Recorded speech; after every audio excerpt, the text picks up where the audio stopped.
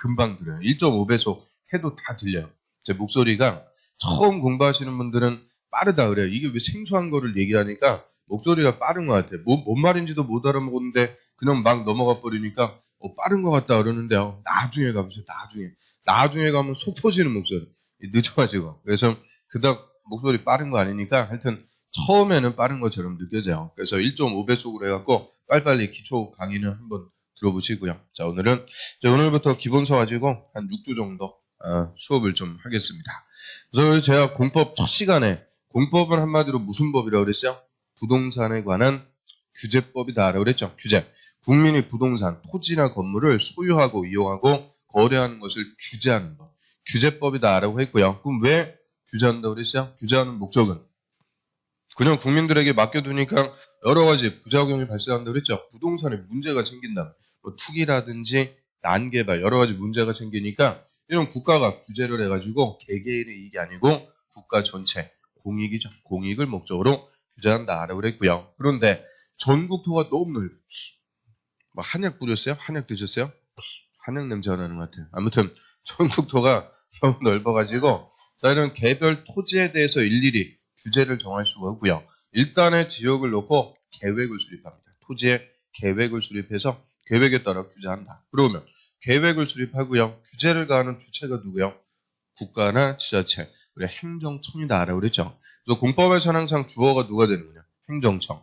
국민들은 그런 규제를 복종해야 되는 수동적 의미밖에 안 돼요. 그래서 항상 이 국법에서는 행정청이 핵심. 그래서 이 행정청 이거 모르고는 공법 공부할 수가 없고요. 오늘도 계속 나옵니다. 행정청. 그래서 우리 첫 주에 했는데 다시 한번 복습해보죠.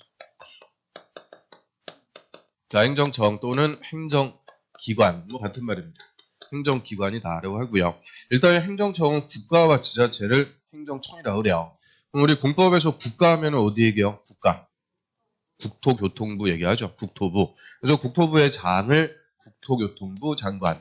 줄여갖고는 뭐라 그래요? 국장. 국토부 장관을 줄여갖고 국장이라고 쓰고요. 그래서 국토부 장관이 곧 국가입니다. 그래서 국가 이꼴 국토부 장관. 그리고 이런 장관을 중앙행정기관이라고 그러죠. 중앙행정기관. 다 똑같은 말이에요. 다 어떻게 써도 다 똑같은 말이니까 국가라고 할 수도 있고요. 국토부 장관이라고 할 수도 있고 중앙행정기관의 장이다 이렇게 표현해도 다 국토부 장관이구나 이렇게 알아두시면 되고요. 그다음 국토부 장관 다음에 광역지자체가 있어요. 지방자치단체 중에서 광역지자체는 넓은 거죠. 그럼 우리 광역지자체 하면은 일단 기본적으로 뭐 있어요? 특별시, 광역시, 도. 근데 특별자치시하고 특별자치도 두 개가 더 있어요. 특별자치시는 세종시, 특별자치도는 제주도, 세종시, 제주도 각각 하나씩밖에 없고 논점되는 거 아니니까 특별자치시, 특별자치도는 생략하고요. 그러면 특별시, 광역시, 도 줄여갖고 어떻게 쓸까? 다 뒤에 말 따니까 특별시, 광역시는 시, 도는 도죠. 그래서 특별시, 광역시, 도를 줄여갖고 두 글자 뭐라고 써요? 시, 도. 그럼 시도의 장을 특별시장, 광역시장, 도지사 줄여갖고 시도지사 이렇게 표현하죠. 시도지사. 그래서 이 시도지사가 우리 공법에서 제일 많이 나온다고 그랬어요. 하여튼 시도지사 맨날 시도지사 하는데 이놈의 시도지사가 시험 볼 때까지도 누군지를 몰라요. 그래서 시도지사 하면은 누구라고요? 특별시장, 광역시장, 도지사. 더 정확하게 하면 특별자치시장하고 특별자치도지사까지 이 5명을 줄여갖고 그냥 간단하게 시도지사 이렇게 표현하고요. 그 다음에 시도지사 밑에 이제 기초지자체가 있죠. 그럼 기초지자체, 우리 서울특별시 안에 기초지자체는 자치구라고 그랬죠. 뭐 강남구, 서초구, 송파구 이런 특별시 안에 있는 구를 자치구다라고 해서 서울특별시는 25개 자치구로 구성된다라고 그랬고요. 그 다음 우리 인천광역시 같은 광역시 안에도 기초지자체 자치구가 있죠. 여기 인천광역시 여기는 무슨 구예요? 서구라 그래요. 아무튼 서구. 그 다음에 저 부산광역시 해운대구 이런 자치구가 있는데 광역시 안에는 뭐도 있다고 그랬어요? 군이 있다고 그랬죠. 군. 인천광역시 강화군, 부산광역시 기장군 이런 군도 들어간다. 이게 특별시하고 다른 점.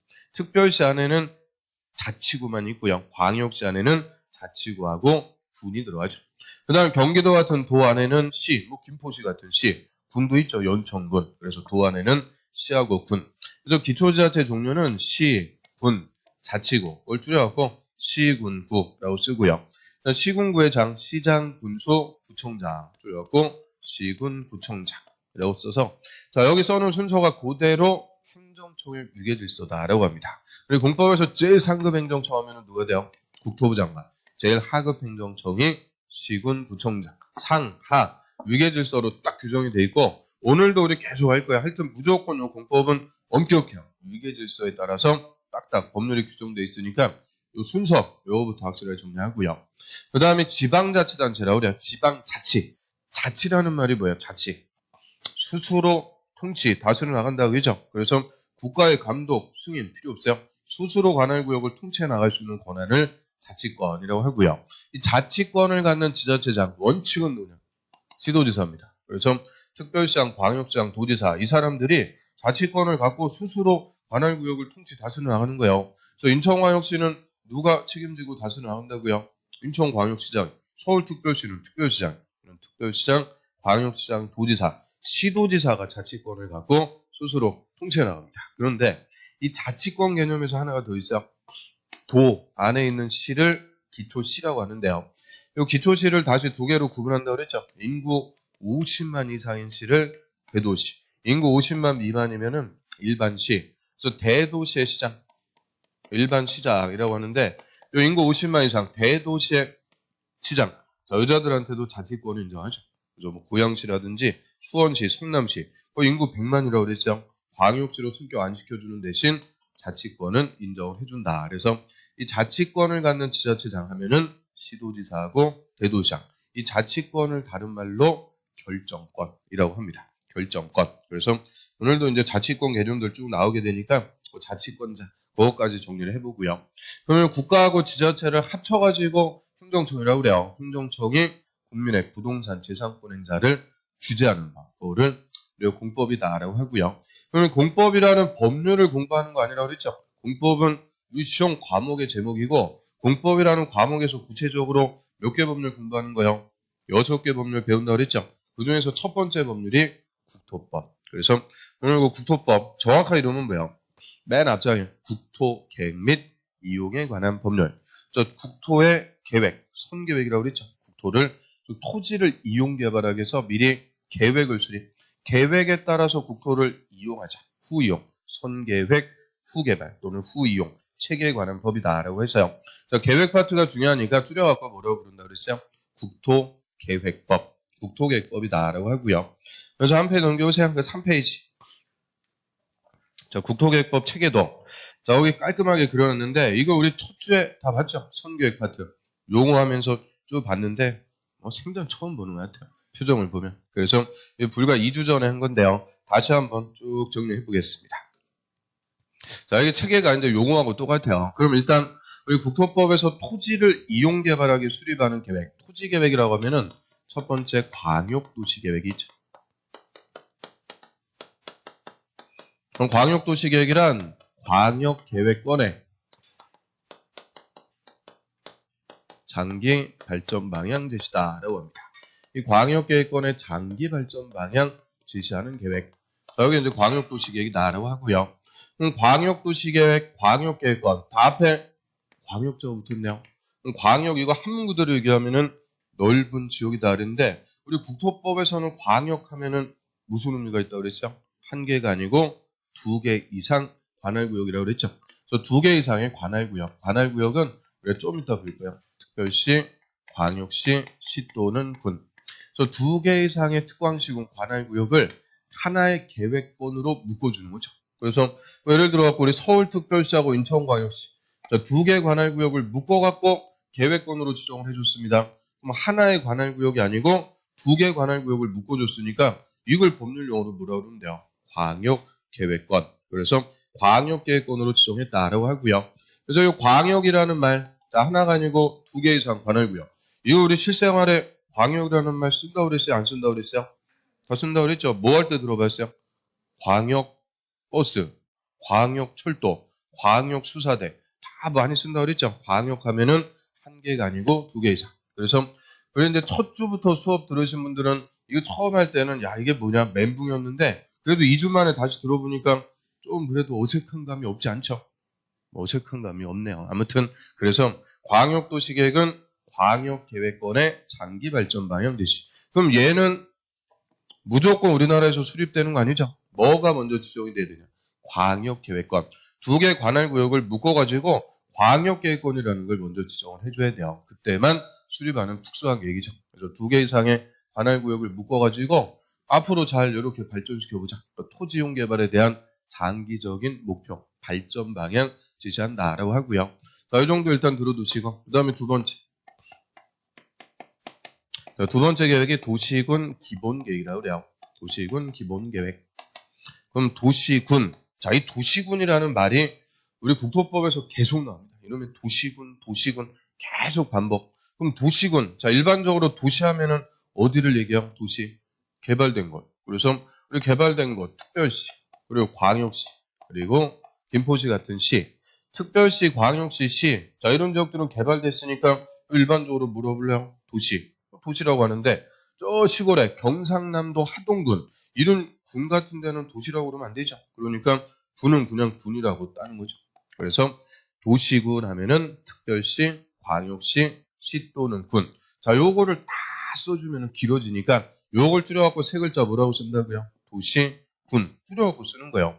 도시, 군. 근데 물론 자, 도시군 하면은 특별자치시 그리고 특별자치도 두 개가 더 들어가긴 해요. 근데 특별자치시는 세종시고 특별자치도는 제주도 각각 하나씩 논점 아니라고 그랬죠. 이거는 이하에서는 다 생략하고요. 그래서 도시군 하면은 항상 4개 관할구역 어디를 얘기한다고요? 특별시, 광역시, 시 또는 군. 자, 이걸 줄여갖고 세 글자 도시군. 그럼 도시군 기본계획은 특광시군 관할구역에 자, 요 기본자가 붙는 것도 다 뭐 하는 거냐? 장기 발전 방향 제시한다라고 하죠.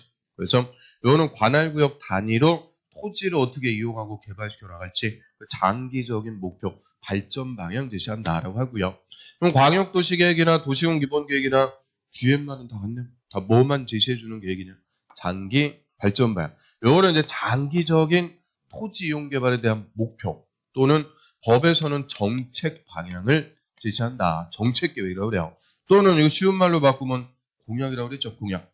저는 인천광역시 서구 국회의원으로 뽑아주시면은 인천광역시 이렇게 발전시켜 보겠습니다. 그 발전 방향 내고는 거죠. 그걸 뭐라고 그래요?